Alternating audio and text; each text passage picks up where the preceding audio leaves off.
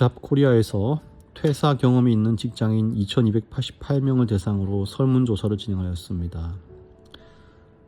사람들은 어떤 사유로 잘 다니던 회사를 퇴사할까요? 급여가 적어서일까요? 적성에 맞지 않아서일까요?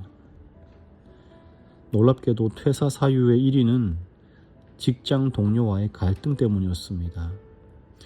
무려 60% 이상이 그렇게 답을 했습니다. 2위는 직무의 적성이 안 맞아서, 3위는 회사의 비전과 급여에 대한 불만, 이렇게 조사가 되었습니다. 가장 큰 문제는요, 사실 회사가 아무리 좋아도 같이 일하는 사람이 나랑 맞지 않으면 그것만큼 힘든 게 없는 것이죠. 사실 이건 회사뿐 아니라 가정도 그렇고 교회도 그렇고 모든 공동체가 다 비슷합니다. 환경보다는 사람이 더 문제인 것이죠. 여러분, 사람들이 잘 다니던 교회를 떠나는 이유가 뭘까요? 대부분은 사람 때문에 떠납니다. 환경의 열악함보다 더 크게 작용하는 것이 바로 사람입니다. 지금 빌립보에 보내는 편지를 쓰고 있는 이 바울은요, 감옥에 갇혀 있어요.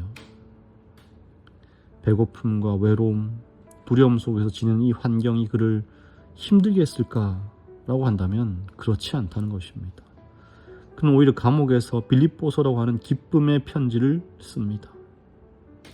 그를 진정으로 힘들게 하는 것은 근데 따로 있었어요. 그게 뭐냐면, 바울이 옥에 갇혀있는 동안 평소 그를 시기해왔던 동역자들이 바울이 없으니까요, 이제 내가 주인공이다 하면서 경쟁적으로 전도를 하기 시작하는 것입니다. 이들의 목적은요, 복음 전파라기보다는 나도 바울처럼 유명해지는 것이고 17절의 말씀처럼 바울을 지속적으로 괴롭히고 나락으로 떨어뜨리기 위함이었어요. 바로 이것이 바울을 힘들게 하는 것이죠. 여러분, 이처럼 사탄의 방법은요, 외부에서 오는 핍박인 경우가 정말 드뭅니다. 특히 요즘 같은 시대는 거의 그런 일이 없어요. 오히려 내부에서 같은 동력자들끼리 서로 시기하고 경쟁시켜서 싸우게 만드는 것이 사단의 방법이에요. 그래서 오늘날 너무나 많은 교인들이 외부적 요인이 아니라 내부적 갈등으로 인해서 넘어지는 것이죠. 사람이 나를 힘들게 하는 것이지 환경이 나를 힘들게 하는 것이 아니라는 것입니다. 놀랍게도 이런 사람들의 어려움에 대한 바울의 대처는 뭐였어요? 18절입니다. 그러면 무엇이냐? 거칠애로 하나 참으로 하나 무슨 방도로 하든지 전파되는 것은 그리스도니 이로써 나는 기뻐하고 또한 기뻐하리라. 자신을 향한 비난과 시기의 의도로 전파되는 복음이라 할지라도 그 전파되는 것이 내가 아니라 그리스도라고 한다면 나는 기쁘다는 것입니다. 자신의 명예나 평판에는 무관심했다는 것입니다.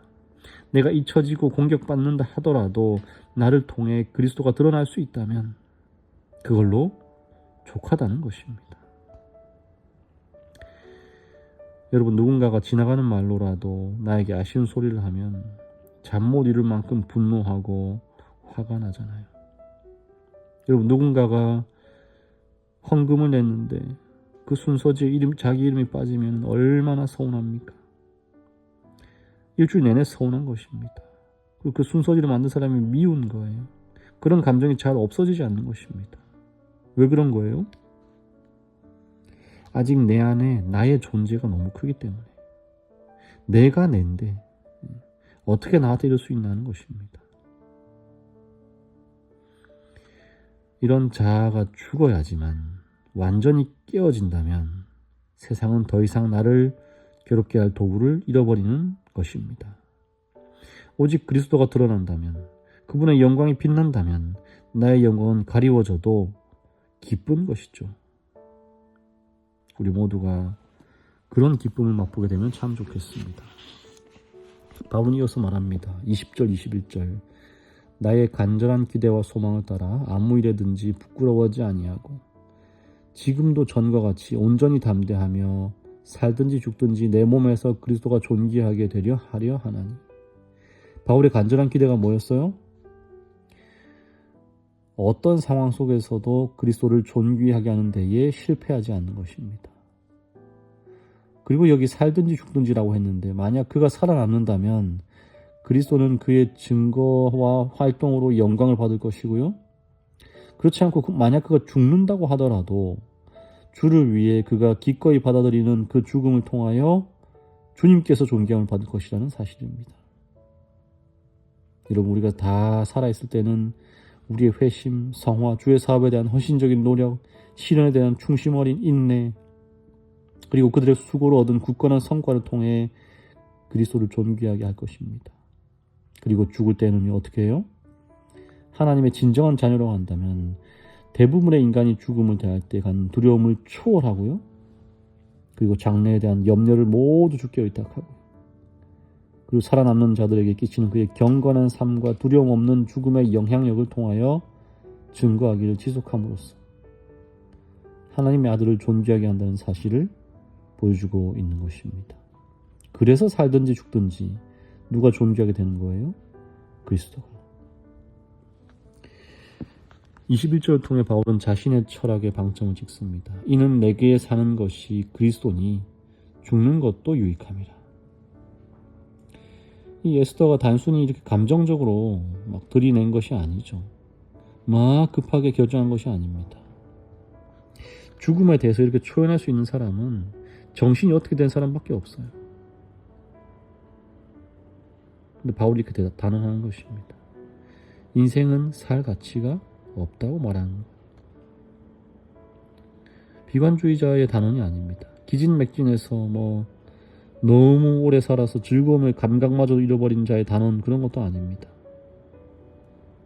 지금 이 선언은요, 바울의 최대 관심사가 그리스도를 존귀하게 하는 일이라는 것을 강조하고 있어요.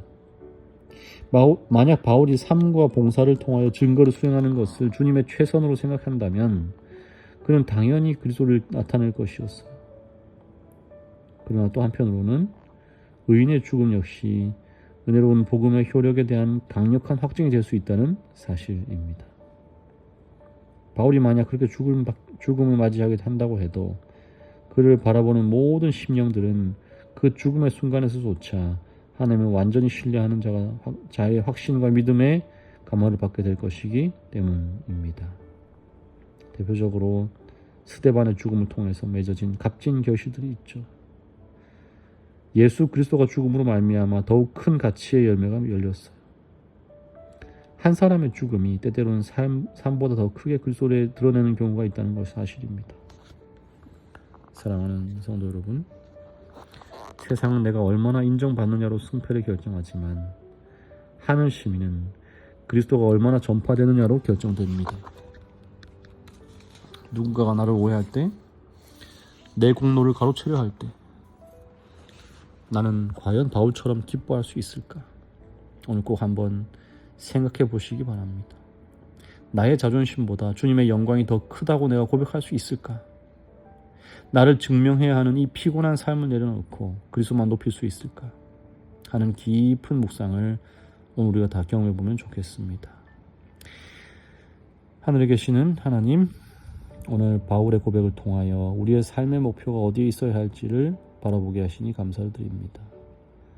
살아도 주를 위해, 죽어도 주를 위해 어떤 방법, 어떤 길로든 간에 그곳에 그리스도가 바로 서게 된다면 기꺼이 기뻐할 수 있는 믿음의 사도들 되게 하여 주시옵소서. 신제사 어린이를 기억하여 주시옵소서. 필리핀으로 이사하여 새로운 환경에서 새 학기를 시작하게 되었습니다.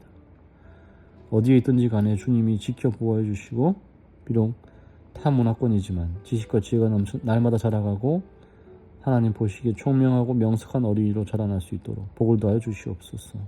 예수님 이름으로 기도합니다. 아멘.